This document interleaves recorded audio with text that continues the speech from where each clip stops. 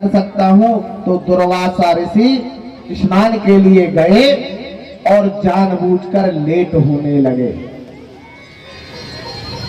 इधर वह क्षण आने लगा कि जिस क्षण में पारायण करना है, क्योंकि एकादशी के व्रत का मतलब यह है कि अगर वह द्वादशी में पारायण हो जाए तो वह व्रत संपूर्णता सिद्ध रहता है। त्रयोदशी में जाकर उसका फल महत्व खत्म हो जाता है। इसलिए राजन जानते थे कि आज द्वादशी में ही मुझे पारायण करना है। ऋषि नहीं आ पाए, और ऋषि नहीं आ पाए तो राजा ने क्या किया, तुलसी दल, एक चावल, भगवान शालिग्राम की मूर्ति का चरणोदक लिया और ज्यों ही मुंह के यहाँ पर लाए थे कि दुर्वासा ऋषि आए। और दुर्वासा ऋषि जैसे ही आए और दुर्वासा ऋषि का प्रकोप फट गया कि हे दुष्ट राजन, मुझे आने नहीं दिया और तू व्रत का पारायण करने लगा, मैं तुझे श्राप दे दूंगा। जैसे ही श्राप की मुंह से बात निकली तो तुरंत महाराज भगवान के चरणों में गिरे और उस मूर्ति से सुदर्शन चक्र आया और दुर्वासा ऋषि के पीछे लग गया। अब दुर्वासा ऋषि पृथ्वी लोक से लगाकर भूलोक और भूलोक से पाताल, रसातल, कैलाश, ब्रह्मलोक, क्षीर सागर भगवान विष्णु समस्त देवताओं के पास घूम आए, पर सुदर्शन चक्र ने पीछा नहीं छोड़ा। क्योंकि इतना ध्यान रखना, भगवान से बड़ा भगवान का भक्त होता है, और जब भक्त की निंदा होती है तो उसकी रक्षा स्वयं भगवान करते हैं। एक बात बताऊं आपको, एक पिता के 4 कुमार थे। 3 की शादी हो गई, माता पिता वृद्ध थे। वृद्धता के बाद में उनका देहांत हो गया। जो छोटा वाला लड़का था वह बहुत भोजन करता था, बहुत भोजन करता था। भाभी और भाइयों ने कहा तू कुछ करता है नहीं, निकम्मा है और भोजन अधिक करता है, दिन भर उसे खाने के लिए हो, जब भी वह अफरता नहीं था। तो एक रोज उन सब लोगों ने उसे घर से बाहर निकाल दिया। अब उसे ये भी भान नहीं था कि ये मुझे घर से निकाल रहे हैं। चलते चलते उसने देखा कि एक संत का बहुत बड़ा आश्रम है और बड़े बड़े मोटे संत बैठे हैं। उस संत के पास पहुंचा और कहने लगा, संत जी क्या ये आश्रम आपका है? संत जी ने कहा हाँ। बोले खाते पीते सभी भाई लोग दिखा रहे हैं, आपके चेले ही होंगे? बोले हाँ। बोले भोजन भी यहाँ पर्याप्त मिलता होगा? बोले हाँ। तो काहे न गुरु जी हमें भी आपको चेला बना लो? बोले बन जा।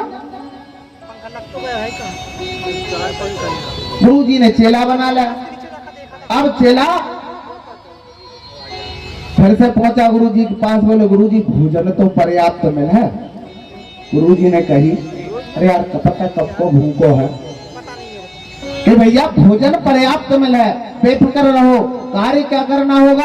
बोले जो तुम्हारे समझ आ रहे का आनंद है, अब तो कुछ करने ही नहीं आते ही नहीं कर वो कछु। शिष्य बने, गुरु जी के आश्रम में रहे, मन चंगा भोजन पाए और बस लेटे रहे। एक दिन की बात, एकादशी आ गई। अब एकादशी के दिन सुबह से ही ये शिष्य चूल्हे तन देख रहा, आज भौकाग लगो, चूल्हे नहीं सिल गए।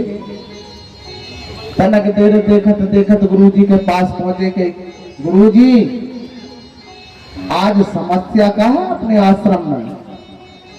क्यों भाई? बोले अग्नि प्रवेश नहीं हुई। अरे कई बाबरे आज एकादशी है और हम सन्यासी हैं, हमारे लिए तो एकादशी रहना चाहिए, और अब तो तुम भी सन्यासी हो गए, तुमको भी रहना पड़ेगा। बोले अच्छा एकादशी। बोले गुरु जी आपके सब शिष्य रहते हुए। कहे हाँ। रोज एक काम करो तो। बोले का सभी शिष्यों से रखा और हमसे एकादशी न रखवाओ तो। कैसा दुष्ट प्रवृत्ति का व्यक्ति। गुरु जी जाके मारा थोड़ी कह रहा हूं, एकादशी के बाद में द्वादशी न देख पाऊं। अच्छा ठीक है, तुम भोजन करोगे? हाँ भोजन करूंगा। तो एक काम करो, आश्रम में मत बनाना, किसी जलाशय के पास जाना, अच्छा वृक्ष देखना और यहाँ से भोजन ले जाओ और वहां खुद बनाना, मगर सुनो भगवान को भोग लगाए बगैर मत खाना। बोले जी गुरु जी। रसोईया से कहा, बोले भाई उसको आटा सामान सब कुछ दे दे। अब एक आदमी का सामान दिया, सब कुछ दे दिया, नॉन तेल मसाला सब देते हुए इसने पुटरिया बनाई, सिर पे रखी, गया नदी के किनारे भोजन बनाए। कभी बनाए तो थे नहीं, कच्चे पक्के जैसे भी थे, भूख लग रही थी, प्राण पखेरु हो रहे थे।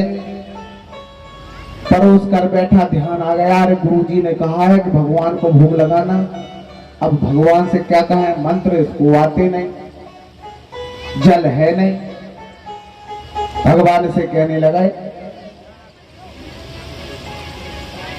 अब ये भगवान को पुकारने लगा, सीताराम आइए, हे राजा राम आइए, मेरे भोजन का भोग लगाइए। सीताराम आइए, राजा राम आइए, मेरे भोजन का भोग लगाइए। राजा राम आइए, राजा राम आइए, मेरे भोजन का भोग लगाइए। सीताराम आइए, राजा राम आइए, मेरे भोजन का भोग लगाइए। भगवान ने सोचा क्यों चले वहां, क्या है ये भाव के अंतर में कहने लगा, भगवान अगर मंदिर के भरोसे रहो तो भूखे बैठे रहोगे। क्यों? क्योंकि एकादशी है, इसलिए रूखे सूखे हैं, जो भी खाना है आ जाओ मिल जाएगा, वरना आज का दिन भूखा चल जाएगा। भगवान ने सोचा इतने भाव से बुला रहा है, माता सीता सहित, और इसके सामने प्रकट हो गए। राम राम राम। गुरु जी तो कह रहे भगवान ने भूख लगाई है, अपन ने देख बोला जी दो कैसे आ गए यार। अब हुआ था दो जने के दो जे एक 3 अक्षर का एकादशी आज की दिवस, तो द्वादशी मुश्किल है। भगवान ने भोजन किए, जो कुछ बचा इसने भोजन किया और चल दिया। गुरुजी ने कहा क्यों बेटा भोजन अच्छे हो गए थे? हाँ हाँ गुरुजी अच्छे हो गए थे। पीने सी बात कुछ दिन रहा, उसके बाद फिर एकादशी। बोले क्यों बेटा आज भी गुरुजी वो तो जान नहीं पा रहे, समस्या ही है, द्वादशी का हम देख पा रहे। मैंने एक बात तो सुनो तो गुरुजी के का ऐसा करियो थोड़ा सा सामान ज्यादा। क्यों? तुम के तो भगवान ने बोला हम एक बोला था कि 2000 कल लगे जाए कम पड़ गए हूँ, तो कह भाई थोड़ा ज्यादा दे दो। बोले हाँ भैया 3 जनों को दे दो। कही ठीक है। फिर पहुंचो, भोजन बनाए और भोजन बना कर तैयार, फिर चालो गुरु जी ने कही यार भगवान बुलाने। राजा सीता राम आइए, राजा राम आइए, मेरे भोजन का भोग लगाइए। सीता राम आइए, राजा राम आइए, मेरे भोजन का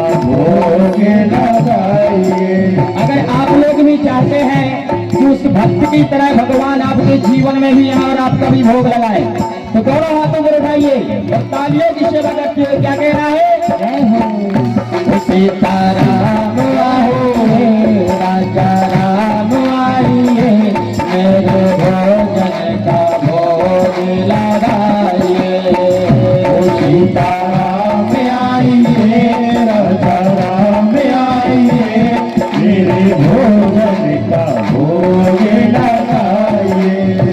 ओ मेरे भोजन का भोग लगाइए। भगवान ने भी देर नहीं कहा, बोले जानकी भक्त बहुत भूखा है, देर मत करो। तो जैसे निकलने लगे तो लक्ष्मण जी पहुंचे। लक्ष्मण जी कहने लगे भैया भैया कहाँ जा रहे हो? अरे के बोले एक भक्त को बहुत भूख लगी है और वो बुला रहा, भैया हम भी चलेंगे। बोले चलो। जैसे ही भक्त के सामने भगवान राम, माता सीता और लक्ष्मण जी आए, अब तो ये कहने लगा रे बाप रे, कहने लगे भगवान जी कौन है? बोले हमारे भ्राता है। बोले जे हमारी पत्नी है। बोले भैया सगे हैं तुम्हारे? नहीं बिल्कुल एक आत्मा के हैं, सगे। अच्छा क्यों? जिन्हें नाला ना ये बात नहीं है, तुम्हें सूरत ऐसी लग रही है कि सारा भोजन तुम्हें दे देते, मनो फिर क्या करेंगे द्वादशी न देख पाए। अब आप पालो, आए गए हो तो पाई लो, जो पाने हैं पालो, बच्चे उतने से काम चले हूँ। जैसे तैसे भगवान ने भोजन किए और जो बच्चे भक्त ने खाए और अपने आश्रम पहुंचे। गुरु ने कहा क्या बच्चा? बोले धन्य गुरु जी, अच्छे रहे। यार तुम भोजन को सामान ले जा करत का। दूसरी तीसरी एकादशी आई। बोले कहा बेटा? बोले हाँ गुरु जी जाने पर हो। मन गुरु जी एक बात बताओ, सामान तो बढ़ाने पर है। बोले गुरु जी मैंने राम में बुलाया तो उनकी पत्नी साथ में ले आया, मैंने राम और उनकी पत्नी सीता जी बुलाए थे वे संगे आगे, आज उनके भैया ले आए। अब ना पतो कितने लेके आते हैं, तुम तो ऐसा करो 2-4 पसेरी आटो बांधो और भाई के हिसाब से गोड़ चना समा मसालो सब प्रकार को आप बांधो। नहीं कही गुरु जी ने एक काम करो, सामान तो इसे दो पर इसे देखो ये बेचता है या खाता है। पुतलिया मूल पे धरी विचार करते हुए गया और कहने लगा आज अपन भोजन नहीं बनाए। क्यों? अरे अपन मेहनत अपन करें और खा के भी चले जाए। आज बिगर बनाए सभे बुलाकर देखा था कि आधे करने पुतलिया रख गई और उस वृक्ष के राम आइए राजा राम आइए, मेरे भोजन का भोग लगाइए। ओ सीता राम आइए राजा राम आइए, मेरे भोजन का भोग लगाइए। राम आइए राजा राम आइए, मेरे भोजन का भोग लगाइए। ओ मेरे भोजन का भोग लगाइए, मेरे भोजन का भोग लगाइए। जो यही बात कि भगवान के भरा शत्रुघ्न लक्ष्मण राम संग में हनुमान जी भी पूरा का पूरा राम दरबार। बाप रे, इंसानों की तो गिनती का लगा, बानर तक साथ में ले आए। हो आप तो आए आए साथ में बानर भी ले आए। आप तो आए आए साथ में बानर भी ले आए। आप तो आए आए साथ में बानर भी ले आए। आप तो आए आए साथ में बानर भी ले आए। अब भगवान कहने लगे कि भक्त भोजन कहाँ है? भक्त कहने लगा प्रभु 2-3-11 से हो गई, एकादशी हो गई, बहुत हम बेवकूफ बनल। बना बना का भोजन तुम्हें करना है, एक ही बुलाए, दो बुलाए, तीन आए, आज तो तुमने पूरा परिवार ही लेके आ गए। भोजन बनाओ, तुम पाओ और हमें पवाओ। लक्ष्मण जी कह लगे भैया अच्छे फंसाए तुमने, भरत जी लग जाओ काम में। हो श्री भरत जी भंडारे बनाने लगे, श्री भरत जी भंडारे बनाने लगे। चुनी के लकड़ी, देखिए लकड़ी का डिपार्टमेंट किसको सौंपा? लक्ष्मण जी को, क्योंकि इनको लकड़ी की पहचान बहुत अच्छी है, क्योंकि 12 साल वनवास में रहे हैं। तो कौन सा डिमांड भेजा? हो चुनी के लकड़ी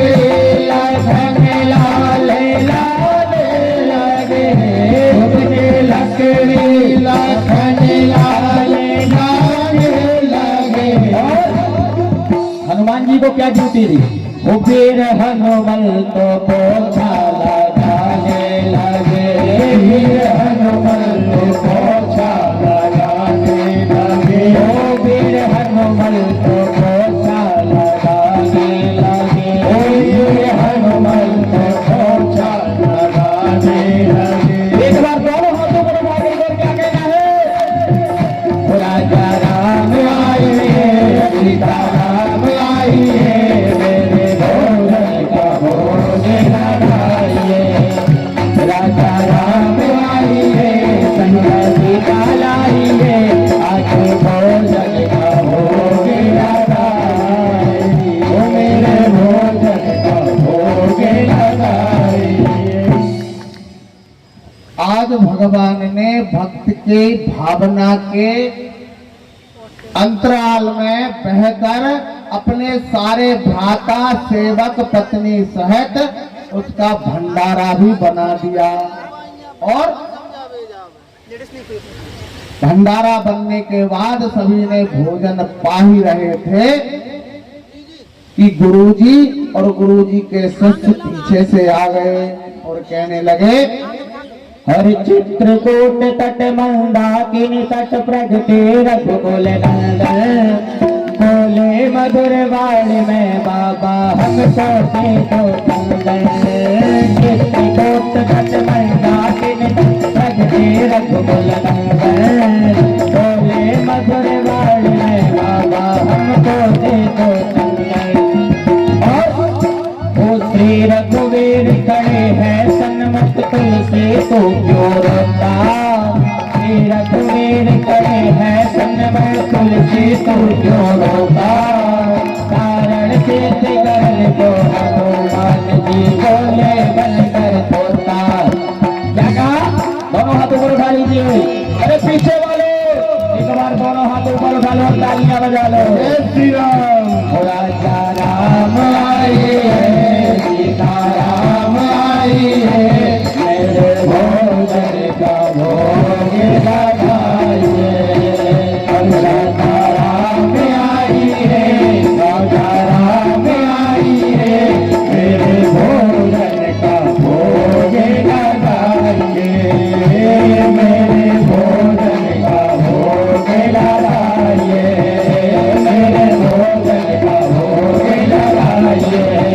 सीता राम आई है, राजा राम आई है, मेरे भोजन का भोग लगाइए, मेरे भोजन का भोग लगाइए। जब गुरुजी ने यह देखा कि एक पेड़ से टिका बैठा है, भोजन भी सब रखा है और कह रहे हैं, क्यों रे तूने अभी भोजन नहीं पाया? बोले गुरुजी आपके भगवान तो पहले पाले हैं। बोले कैसे? बोले जे बैठे हैं आपके रामचंद्र, जे बैठी हैं आपकी सीता मैया, इनके चारे भैया और संग में एक बानर सुई है को। हम नहीं माने जब बात है। भक्त कहने लगा प्रभु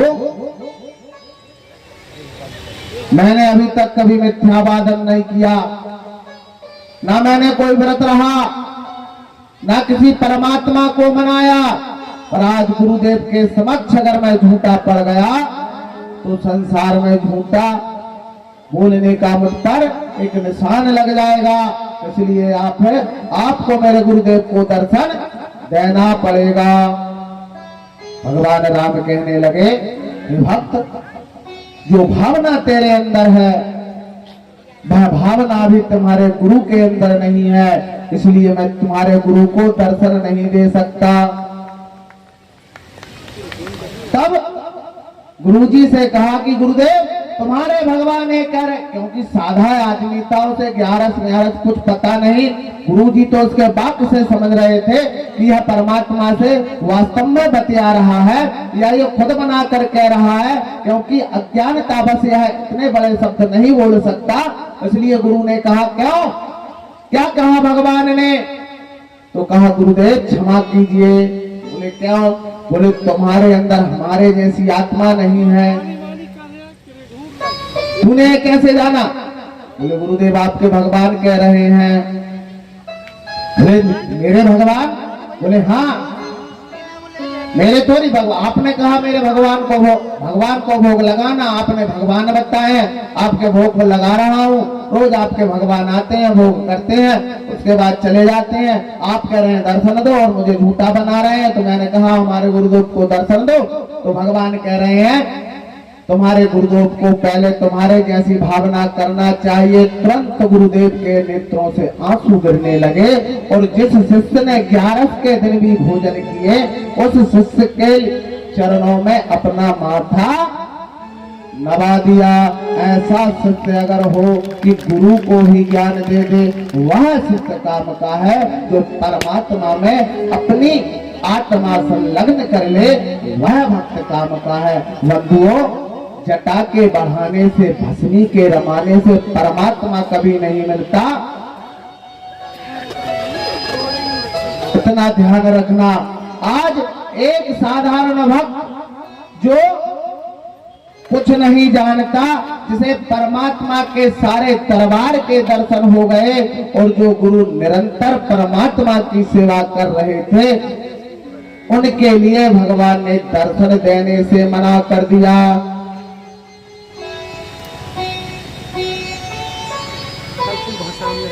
पंडित वेद में चालची,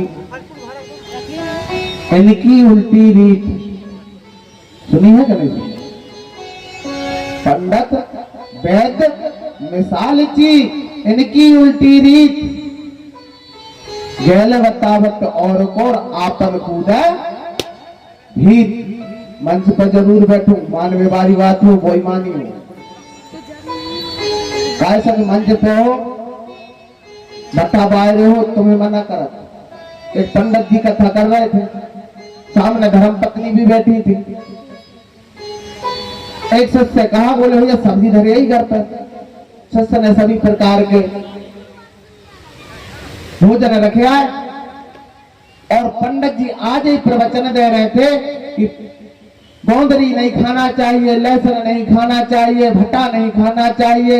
यह सब रेस्पेक्ट मांसा को बढ़ाते हैं, ममत्व को बढ़ाते हैं। और ये हकीकत बात है, अगर प्याज लहसुन आप भोजन करोगे तो आपकी ओजस्ता बढ़ेगी और उससे आपके अंदर तेजना उत्पन्न होगी, जिसके कारण से हम उस तेजना से क्रोधता उत्पन्न होती है। उस क्रोध में हर कुछ अन्याय का काम कर लेते हैं। इसलिए इन चीजों से व्रत बताया है वेद में।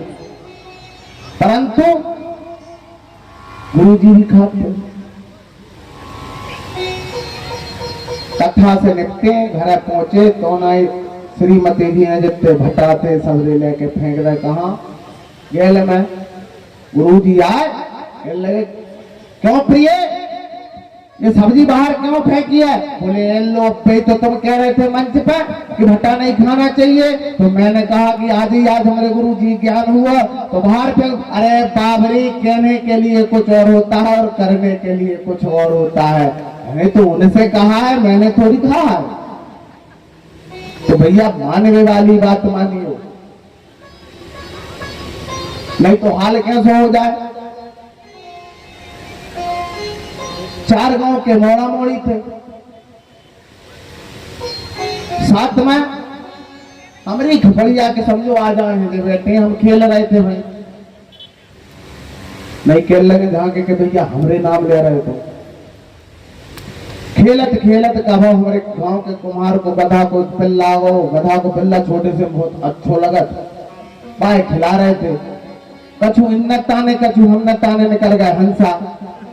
अब पिताजी जोर पहुंचे, इनके पिताजी कहने लगे गुरुजी जी हमें तुम न क्या करो, गधा मार डालो करिए का। हमारे पिताजी ने पत्रा ले तो कौन सो नक्षत्र थो, का घड़ी थी का नहीं थी। कहने लगे भैया सुन तो सचिन, सुनने को गधा बनवाने पर बिगड़ जाके काम नहीं चला। जब जाके शांति हुआ तो एक चतुर सुइया थे हमारे गांव के, उनने कह लगे गुरु जी सुनो तो देखा तो थोड़ा संतोष सुइया थे।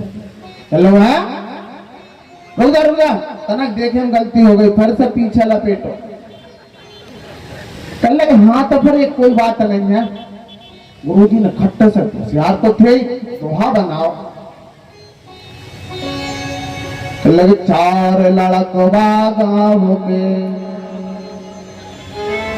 चार लड़कवा गाँव के और बामन को संतोष,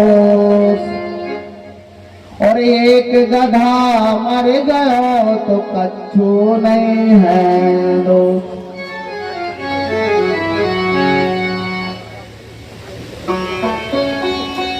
तो ध्यान दइयो, जहाँ भट्टा खाए में दोष नहीं हो, मन वहां भट्टा खाए दोष हो गया। और एक बात और बता दूं मैं तुम्हारे काज, आज चौथा दिन है। मेरी माता जी कह रही थी नहीं बेटा तू भी प्यारो लगत हो, मेरे बुकरा भी प्यारो लगत हो, बुकरा जैसो हाल न हो मैया। तो 4 दिन तो मैं डर हाथ होगा, 3 बच्चे हैं कि तू भी बड़ो अच्छो लग रहा हो, बुकरा भी बड़ो अच्छो लग रहा हो। तो इतना ध्यान राखियो, नहीं तो अंततः का हो। बहुत बुद्धिमान व्यक्ति थे, सब चीज से संपन्न थे। हाँ भी आप सब चीज से संपन्न हो, सब चीज जान रहे हो, जानेंगे कि पाप का है पुण्य का है, सब चीज से ग्रस्त हो, सबसे जानते हो। पर ऐसा ना हो यार मैं नर्मदा जी सपड़ने जा रहा हूँ, मेरे मित्र जना कहने लगे कि क्यों भैया तब पागल हो गो। कल तक तो अपन होटल पे बैठ के चाय पिए थे, तो मां से बगला भक्त कब बन गए।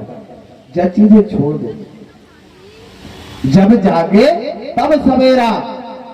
हरि नाम संलग्न में कोई मुहूर्त नहीं होता, कोई दिन नहीं होता, कोई मित्र नहीं होता और कोई गुरु नहीं होता।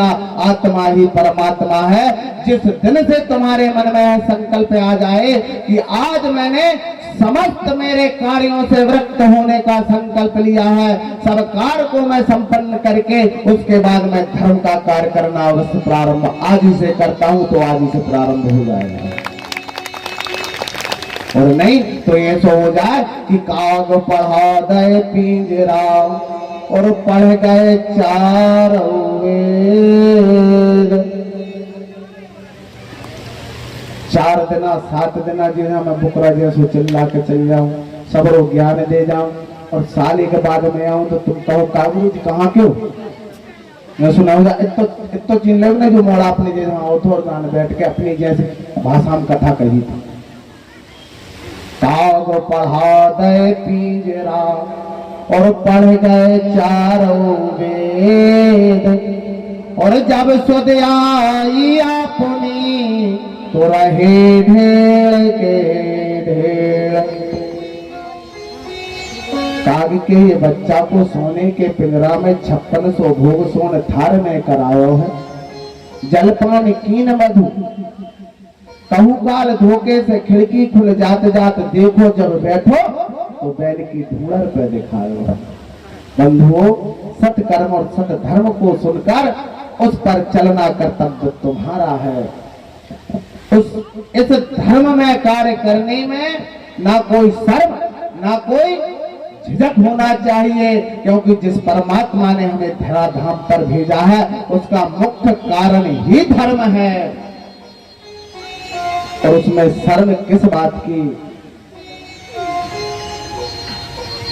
जो क्षत्रिय है वह क्षत्रिय के धर्म में तत्पर रहे, जो ब्राह्मण है वह ब्राह्मण के धर्म में तत्पर रहे, जो वैश्य है वह वैश्य के धर्म में तत्पर रहे, जो शूद्र है वह शूद्र के धर्म में तत्पर रहे। संस्कारों को आगे लाओ। अगर आज तुम संस्कार आगे ले आओगे तो कल इन बालकों में संस्कार आ जाएगा, और इन बालकों में संस्कार आ जाएगा तो मेरे भारत देश की एक पीढ़ी सुधर जाएगी और फिर से वही संस्कारवत पीढ़ी बन जाएगी, वही भारत सोने का चिड़िया बन जाएगा। आज भारत में कमी है तो मात्र संस्कारों की है। पश्चिम की सभ्यता हमारे भारत में आ रही है, और आज अगर तुम्हें विश्वास नहीं सब लोगों को तो आज वृंदावन श्री धाम में जाकर देखो।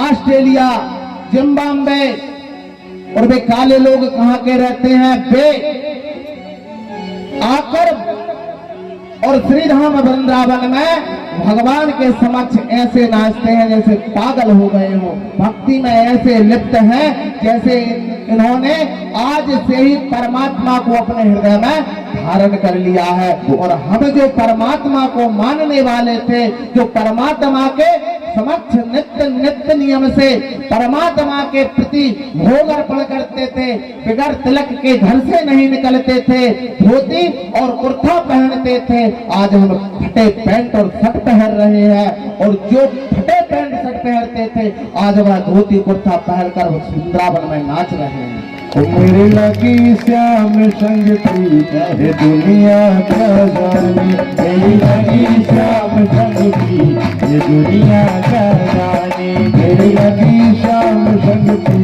ये दुनिया क्या जाने, मेरी लगी श्याम संग थी ये दुनिया क्या जाने।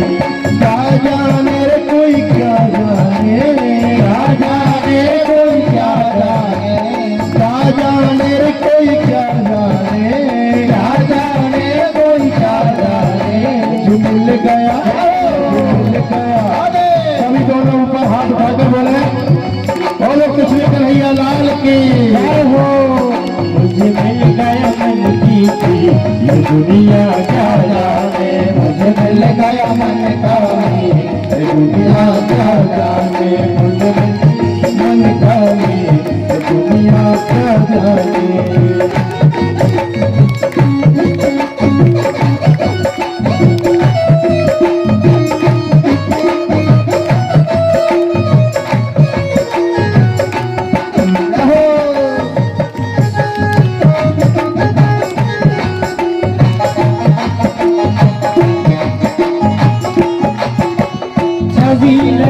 मैंने श्याम की जब से कभी लकी मैंने श्याम की जब से, भाई बाबरी मैं तो तब से, भाई बाबरी मैं तो तब से, आंधी प्रेम की डोर मोहन से, आंधी प्रेम की डोर मोहन से, नाता तोड़ा मैंने जग से, नाता तोड़ा मैंने जग से, नाता तोड़ा मैंने जग से, नाता तोड़ा कैसी रहोड़ी कैसी रहोड़ी कैसी रहोड़ी थी ये दुनिया क्या जाने, कैसी रहोड़ी थी ये दुनिया क्या जाने, मेरी लगी श्याम संग थी ये दुनिया क्या जाने, मेरी लगी लाले।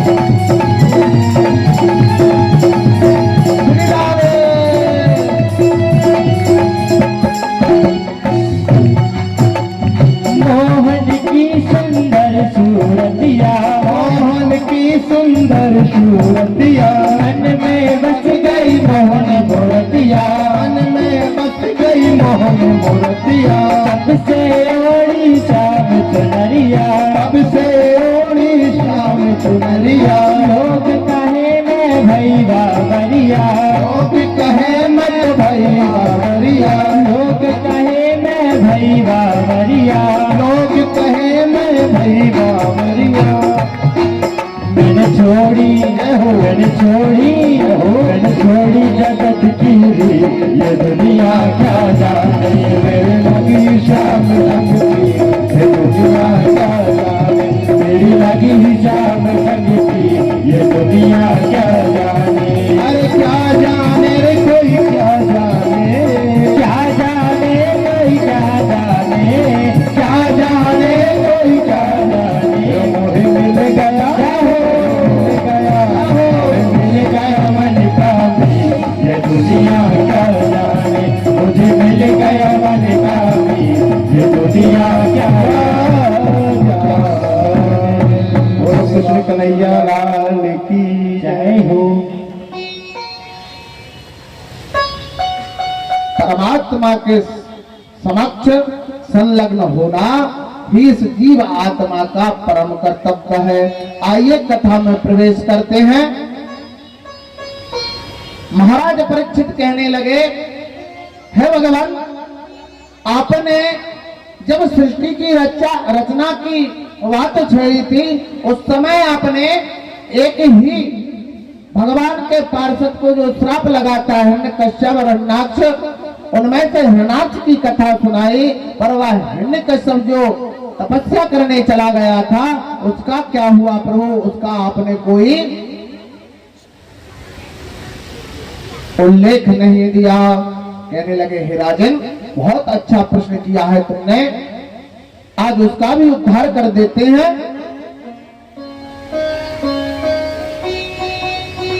बोले ठीक है, तो आओ राजन, आकर हम तुमको आज हिरण्यकश्यपों की कथा सुनाते हैं, जिनके घर भगवान के परम भक्त का उद्गम हुआ और जिससे परमात्मा का सान्निध्य और परमात्मा द्वारा मृत्यु पाकर हिरण्यकश्यप स्वर्ग को चला गया। महाप्रतापी हिरण्यकश्यप बहुत बलवान था। जब उसने संकल्प लिया कि जिस विष्णु ने मेरे भ्राता का वध किया था मैं उसका भी वध करूंगा, और ब्रह्मा जी का जो तप कर रहा था उस घोर तप से ब्रह्मा जी से वर मांगने लगा, और वह तप से ब्रह्मा जी जब प्रसन्न हुए और समक्ष आए तो कहने लगा, प्रभु मुझे अमर कर दीजिए। ब्रह्मा ने कहा, हे भक्त, इस धरा पर जो जन्म लेता है उसे मरना पड़ता है, मृत्यु से ग्रस लेती है, अमर तो हम भी नहीं है, इसलिए मैं अमरता का वरदान तो नहीं दे सकता, तू और कुछ वरदान मांग ले। तब हिरण्यकश्यप ने अपने दिमाग की चाबी घुमाई, बोले अमर कैसे होंगे। कहने लगे, प्रभु पर मुझे एक वरदान नहीं चाहिए। बोले और, बोले मैं जितने मांगू उतने चाहिए। बोले ठीक है, मांग ले। अब विचार लगाया, कहने लगा, ना मैं दिन में मरूं ना रात में। बोले तथास्तु। भैया दिन में और रात में तो मर ही नहीं सके। बोले ना मैं नर से मरूं ना नारायण से। बोले तथास्तु। बोले अपन इतने बलवान हैं कि अब अपने नर भी नहीं मार सके और जानवर भी नहीं मार सके। अमर जामे तो हो गया, मानो ना पृथ्वी पे मरूं ना आकाश में। बोले तथास्तु। तो बस नहीं नहीं के रुको तो। बोले और, के भीतर मरूं ना बाहर। बोले तथास्तु। हिरण्यकश्यप ने कहा, हम अमर हो गए। अब नर मार नहीं सकता, जानवर मार नहीं सकता, आकाश में मैं मर नहीं सकता, धरती पर मैं मर नहीं सकता, बीच में कोई रोक है ही नहीं, तो कहां मरूंगा। बाहर मर नहीं सकता, भीतर मर नहीं सकता, दिन में मर नहीं सकता, रात्रि में मर नहीं सकता, तो मरूंगा कब। अमर हो गया और उस अमरता के मद में पाखंड करने लगा। इस धरा पर जैसे त्रेता में रावण से भयभीत होती थी पृथ्वी, ऐसी इस हिरण्यकश्यप नाम के दैत्य से भयभीत होने लगी। निरंतर हिरण्यकश्यप जपो, समस्त प्रजा में भय फैला दिया। भगवान के भक्तों को सताने लगा। समस्त देवता पहुंचे और समस्त देवताओं ने कहा, प्रभु त्राहिमाम रक्षा कीजिए। भगवान कहने लगे, सुनो देवताओं, समय का ध्यान दो, समय आने दो। मैं आज उसी हिरण्यकश्यपु को उसी के अंश से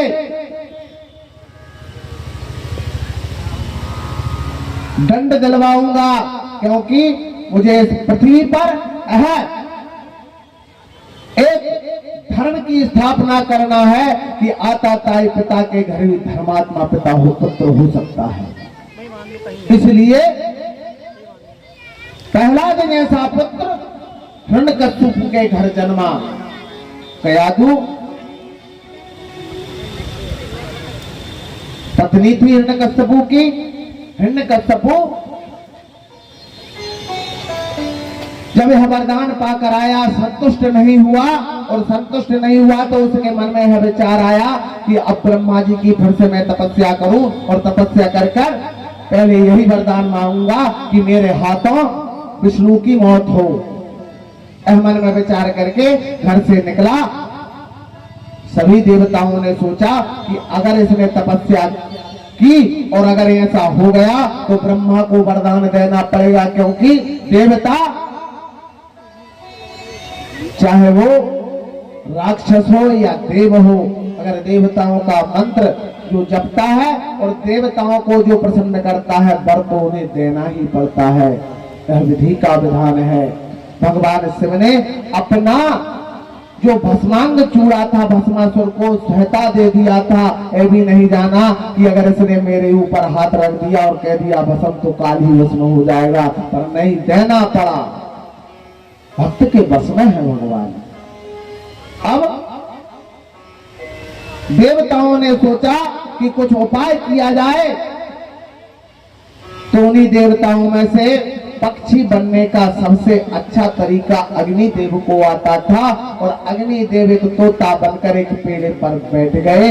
और जय ही हिरण्यकश्यप घर से निकला, और घर से निकलते ही वह उस वृक्ष के पास पहुंचा और तोता कहने लगा, नारायण श्रीमन नारायण नारायण नारायण श्रीमन नारायण नारायण नारायण लक्ष्मी नारायण नारायण नारायण लक्ष्मी नारायण नारायण नारायण हो बोलो नारायण नारायण नारायण बोलो नारायण नारायण नारायण नारायण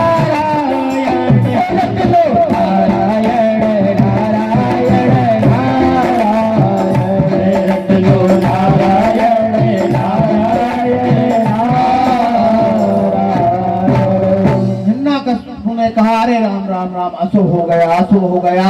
यह पक्षी भी यहाँ बैठा था, आज मेरा शुभ मुहूर्त था और इसने मेरे शत्रु का नाम ले लिया। आज का दिन बेकार, कल चलेंगे, चलो घर। घर पहुंचे, कयाधु कहने लगी, भगवान की लीला देखो, आज प्रहलाद का भी जन्म होना है, उधर में आना है, और अगर इस मूर्ख की प्रवृत्ति ना बदली जाए तो प्रहलाद तो कैसा होगा, राक्षस प्रवृत्ति का। इसलिए पहले क्या किया जाए, इसकी बुद्धि का हरण किया जाए। घर पहुंचे और कयाधु की बुद्धि में सरस्वती बैठी और कयाधु कहने लगी, प्रभु आप क्यों लौट कर आ गए। अरे बोले, प्रिय मैं जैसे ही घर से निकला और एक दुष्ट पक्षी न जाने कहां से आया और कहने लगा, नारायण नारायण। अरे ये तो आपके शत्रु का नाम है। वही तो मैं बता रहा हूं प्रिय, मेरा दिन सारा बेकार हो गया, आज मुझे तपस्या को जाना था। बोले अच्छा, तो इस कारण से तुम लौटे आए। कयाधु मन में प्रसन्न हुई, क्योंकि वह विष्णु भगवान की भक्त थी कि इस दुष्ट के मुंह से 2-3 बार नारायण तो निकला। अब थोड़ी देर बाद आई और कहने लगी, क्यों प्रभु, वो तोता क्या बोला। अरे वो नारायण नारायण बोला। 2 बार हो गए। ऐसे करते करते भोजन करते समय, शयन करते समय, बैठते उठते, उस दिन उसने उस दुष्ट से 108 बार नारायण कहला दिया। और जब 108 बार नारायण कहला दिया तो कहते हैं कि मन का मन के माला में भगवान का जब प्रवेश हुआ और उसी रात्र भगवान की कृपा से काजू के गर्भ में उसे नाम लेते लेते प्रहलाद का जन्म हो गया। बोलो राधे राधे।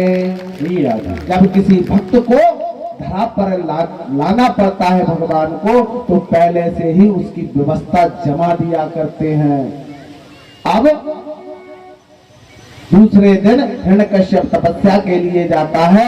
इधर इंद्र सोचता है मन में कि कयाधु का हरण कर लिया जाए, क्योंकि वह गर्भवती हो चुकी है, तो यह दुष्ट को पता चलेगा कि मेरी पत्नी का हरण हो गया है, तो यह तपस्या नहीं करेगा, यह उस कयाधु को ढूंढने लगेगा। तो इंद्र ने दुष्कर्म किया, क्योंकि पहले से ही तो भक्त को उत्पन्न कर दिया था परमात्मा ने। पर मगर यह जो इंद्र है, यह बड़ा डरपोक व्यक्ति है। यह हमेशा अपनी सोचता है, दूसरों की नहीं सोचता। कहीं मेरा सिंहासन ना हिल जाए, कहीं कोई इस पर आकर दूसरा ना बैठ जाए, इसके मन में यही विचार रखता है। और जो मनुष्य अपने हित के लिए दूसरे का बुरा करता है, वह कभी सक्सेस नहीं होता। उसके लिए हमेशा सहारे की जरूरत पड़ती है, कभी वह अपना खुद का कार्य नहीं कर सकता। इंद्र को हमेशा परमात्मा की जरूरत पड़ी, स्वयं नहीं लड़ पाया किसी राक्षस से। इंद्र ने आज कयाधु का हरण करवा दिया, परंतु भाग्य से भगवान श्री ब्रह्मा जी के मानस पुत्र नारद जी रास्ते में मिल गए, और नारद जी ने कयाधु को उनसे ले लिया और एक आश्रम में बिठाकर कयाधु को सुंदर ज्ञान देने लगे। और उस ज्ञान के प्रभाव से, माताओं, ये शिक्षा आपके लिए भी है। जब कयाधु के गर्भ में भक्त प्रहलाद का आगमन हुआ, जा पर कृपा राम की होई और ता पर कृपा करहे सब कोई। आगमन हुआ, हरण हुआ, भाग्य से महासंत उनको मिल गए। और नारद जी जो समस्त विद्याओं से पारंगत है, संत का मिलना आने शुभ कर्म का सूचक। जैसे ही नारद जी मिले और नारद जी ने कयाधु को ज्ञान देना प्रारंभ कर दिया। जब भी कोई गर्भवती महिला भगवान के चरित्रों का गुणगान करती है, रामायण की चौपाइयों का अध्ययन करती है, ओम नमो भगवते वासुदेवाय का जप करती है, पर कैसा श्रवणों से सुनकर काम नहीं चला। ओम नमो भगवते वासुदेवाय, ओम नमो भगवते, श्रवण से वह आवाज जाकर और उधर में उस बच्चे के, उस बेटे के अंदर जाती है और वह सुनता है, और सुनते हुए उसे वह ज्ञात हो जाता है। इसका प्रमाण एक जगह नहीं, कई जगह है। नारायण भगवान की एक सूचना, जो इधर माताओं बहनों के बैठने के लिए जो जगह है, ये पूरी बुक हो चुकी है। तो जो इधर भाई बंद बैठे हुए हैं, ये थोड़ा सा इधर से जगह छोड़ करके पंडाल के उस तरफ बैठ जाएं, ताकि यहाँ का भी जो जगह है वहां पर माताएं बहनें आकर के विराजमान हो सके। कोई अव्यवस्था नहीं होनी चाहिए, हम सभी लोगों को ख्याल रखना पड़ेगा एक दूसरे का। सूर्य वृंदावन बिहारी लाल की जय।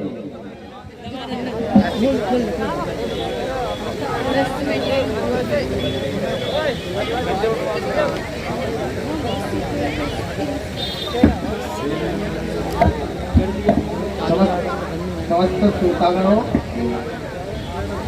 अगर हम यहाँ से मंच से बोलेंगे तो हम परदेसी हैं, इसका कैसा स्वभाव है, क्षमा करना। आप आपकी व्यवस्था से जैसा बैठना है वैसा बैठे, मरे सब चीज में आप सक्षम हो, जानने में, पहचानने में, बैठने में, उठने में, कहने की आवश्यकता ही ना पड़े। क्योंकि किसी बुजुर्ग ने कहा है, ऐसी वाणी बोलिए मन का आप आँख हुए, औरन को शीतल करे आप शीतल हो। ऐसी बैठक बोलिए ना कोई ना कहे उठ, और ऐसी वाणी बोलिए कोई ना कहे चुप। आप है आपके हिसाब से बैठे, आप है आपके हिसाब से। क्षमा करियो, कहूं किन से कछु निकल जाए और कैसे काहे हुआ का।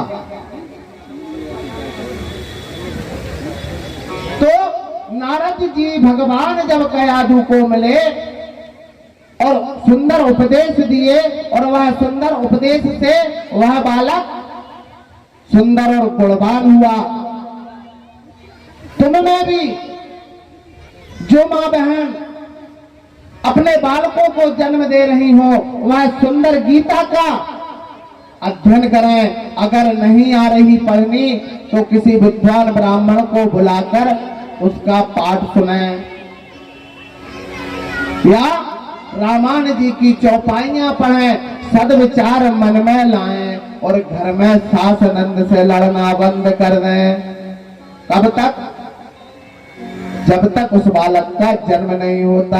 इसमें दो फायदे हैं। अगर हो सकता है कि आदत बन जाए अपनी लड़ने वाली, तो 9 महीना में आदत भी छूट जाए कि लड़ने ही नहीं है, और 9 महीना तक अपनी माता राम अपने आशीर्वाद भी देख, मेरी बहू बड़ी सुंदर है, सुशील है, गुणवान है। 2 काम बन गए। कहीं नहीं माता जी गुस्सा बनी तो क्या कह रही, राम राम माता जी। माता पिता को नाम लेते जोर से कह देगा राम राम माता जी। माता जी हंसते हैं, लड़ाई खत्म। सुंदर उपदेशों का ज्ञान जब कयाधु ने पाया, उसके उदर में जो पलने वाला बालक था वह प्रहलाद समस्त ज्ञानों से युक्त हुआ। हिरण्यकश्यप को पता चला कि मेरी पत्नी का हरण हो गया है, तो वह अर्ध तपस्या से उठा और पत्नी को ढूंढने लगा। स्वतः वह पत्नी अपने राजमहल में आ गई। हिरण्यकश्यप की तपस्या भंग हो गई। अब इधर हिरण्यकश्यप के यहाँ पर सुंदर एक कुमार का जन्म हुआ। वह कुमार भगवान के पार्षदों के समान सुंदर गुणवान था, सुंदर था। जन्म से ही उसके नक्षत्र ऐसे थे कि वह नारायण का नाम जपता था। श्रीमन नारायण नारायण हरि हरि, श्रीमन नारायण नारायण हरि हरि, श्रीमन नारायण नारायण हरि हरि, श्रीमन नारायण नारायण हरि हरि। तेरी लीला सबसे है प्यारी न्यारी, हरि हरि। तेरी लीला हमसे है न्यारी न्यारी, हरि हरि। नारायण नारायण हरि हरि, भगवान नारायण नारायण हरि हरि, श्रीमन नारायण नारायण हरि हरि, श्रीमन नारायण नारायण हरि हरि। तेरी लीला सबसे है न्यारी न्यारी, हरि हरि। तेरी लीला है सबसे न्यारी न्यारी, हरि हरि। श्रीमन नारायण नारायण हरि हरि,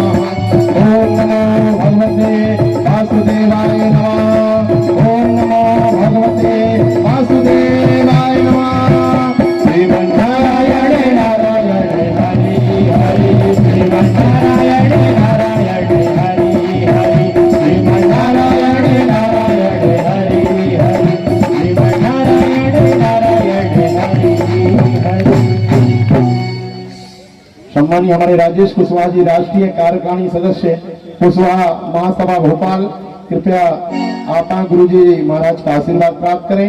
सम्मानीय मंडी अध्यक्ष राजा भैया पटेल, सम्मानीय प्रवीण साहू जी आए और गुरु जी का आशीर्वाद प्राप्त करें।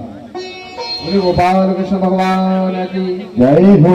अब वह बालक निरंतर भगवान का भजन करने लगा और जब हिरण्यकश्यपु परेशान होगा, भैया आज की कथा जो है थोड़ी लेट होगी, बैठने का सामर्थ्य रखना, जो उठकर जा सकता है लघुशंकर इत्यादि, पर वह गुरु आश्रम में भी जाकर समस्त गुरु शिष्यों के सामने श्रीमन नारायण का जप प्रारंभ करवा दिया।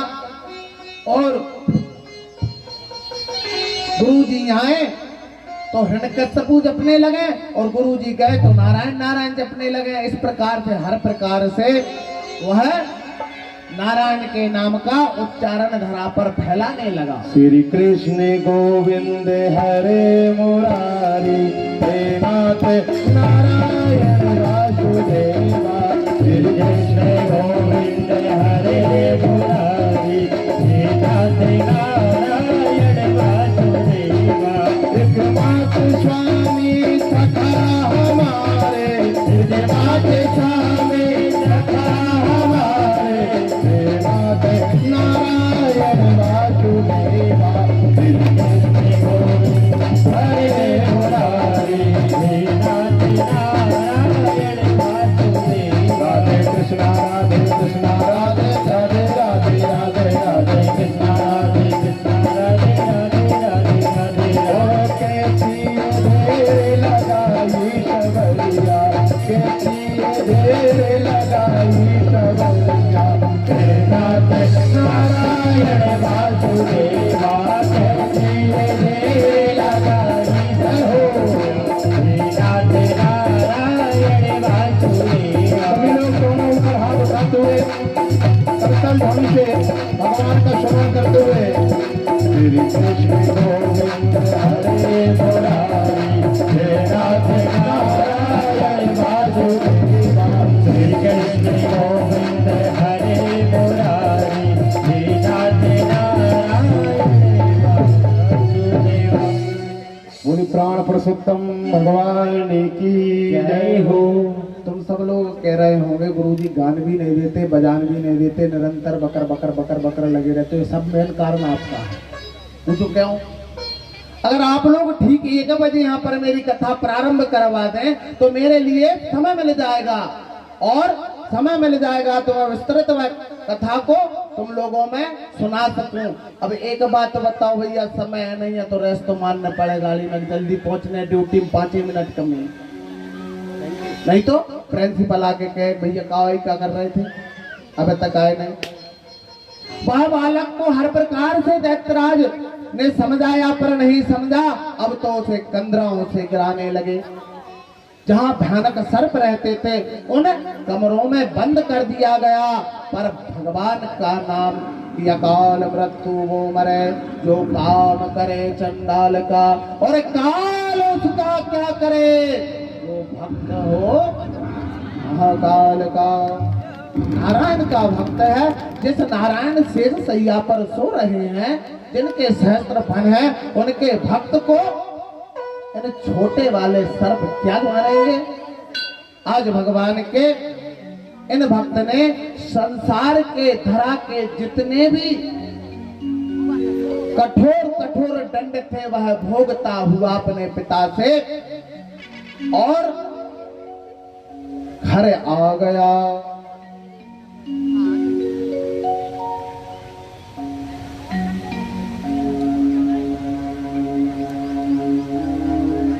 जब घर आया तो इनकी एक बहन थी होलिका, जिसने ब्रह्मा जी का तप किया और ब्रह्मा से वर मांगा था कि मुझे कभी अग्नि प्रवेश ना करे, पर ब्रह्मा जी ने कहा था कि हे देवी, जब तक तुम सत्कर्म करोगी तुम्हें अग्नि छू नहीं सकती, पर जिस दिन तुम दुराचार कार्य करने लगोगी उस दिन तुम खुद भस्म हो जाओगी। हुआ होलिका बोले भैया जो मोड़ा काम को नन्या तो बोले तुम्हें पता अपने अग्नि जला नहीं सकते। भैया समझ गए, भैया ने अच्छी चिता जमुआई, बाप भुआ होलिका है बिठारी, कहीं अजाओ प्रहलाद भुआ की गोद में बैठो। प्रहलाद तो भगवान के भक्त थे और कभी भगवान के भक्त मौत से नहीं डरते, ध्यान रखना इस बात को। डरता वो आदमी है जो चोरी करता है। चोरी कौन सी?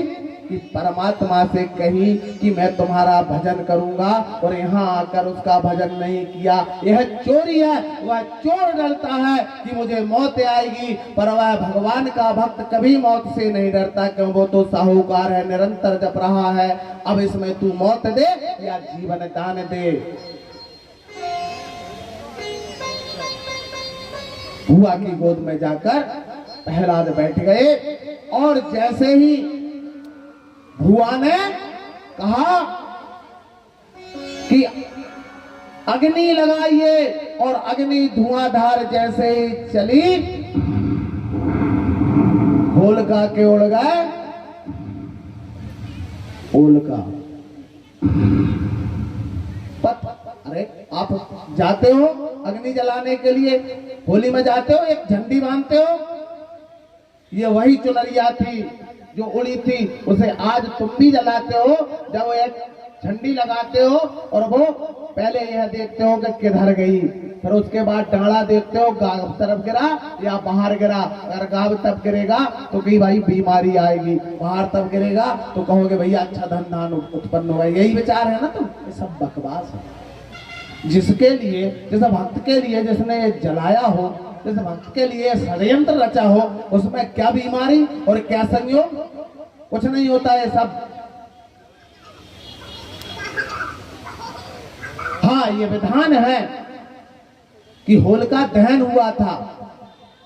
जैसे तुम लोग रावण को जलाते हो, मन चाहे जब पुतला बनाया और रावण, आज दशहरा है रावण को जला दीजिए, आज दशहरा है रावण को जला दीजिए। रावण किसे कहते हैं पता तुम्हें? उस रावण को तो त्रेता में भगवान ने उद्धार कर दिया था। मन में विचार करो बंधुओं कि तुम्हारे अंदर जो हिंसक रावण स्थिति और जो मन की प्रज्ञाएं बढ़ रही है वह रावण है, जिसके अंदर लोभ हो वह रावण है, जिसके अंदर जिज्ञासाएं ज्यादा हो वह रावण है, जो मदरापान इत्यादि ऐसे दुराचार कर्म कर रहा हो वो पहले रावण है। वह रावण को तो राम ने तार दिया था, तुम्हें कौन सा राम आएगा तारने के लिए? जिसके अंदर मद हो वह रावण है।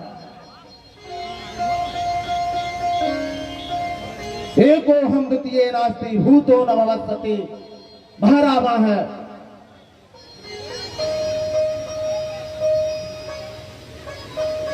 बनाया पुतला रावण के मतलब में जानते हो रावण क्या था? उत्तम कुल पुलस्त करनाती शिव विरंच पूजहु बहु भांति।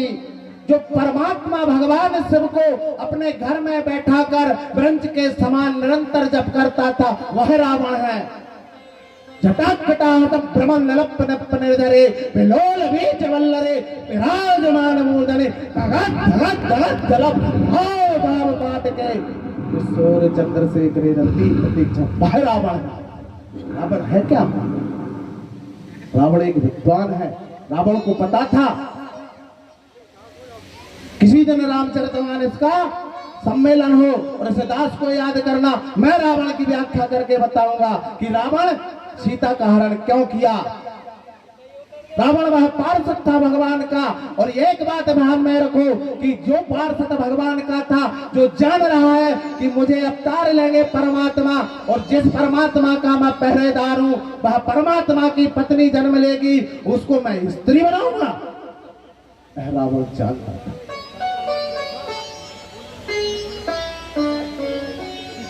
उठाया पुतला बनाया जला दिया। भारत है, जो कुछ कर ले।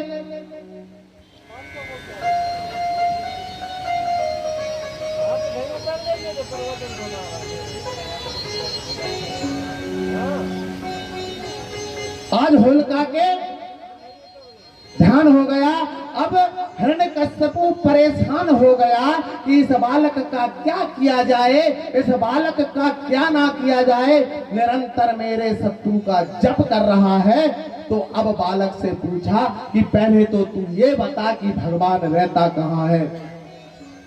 भक्त प्रहलाद कहने लगे, पिताश्री हर कण में राम है, हर कण में भगवान है, परमात्मा हर जीव आत्मा में है। बोले तेरे पास है? बोले हाँ मुझ में। बोले मुझ में? बोले तुम में भी। बोले इस नगर में कहाँ है? बोले इस खम्भ में। बोले इस खम्भ में परमात्मा है? बोले हाँ। ऊर करीना पूर अपना गदा उठाया और पूरे बल से और दिया के बोले जय हो नरसिंह भगवान के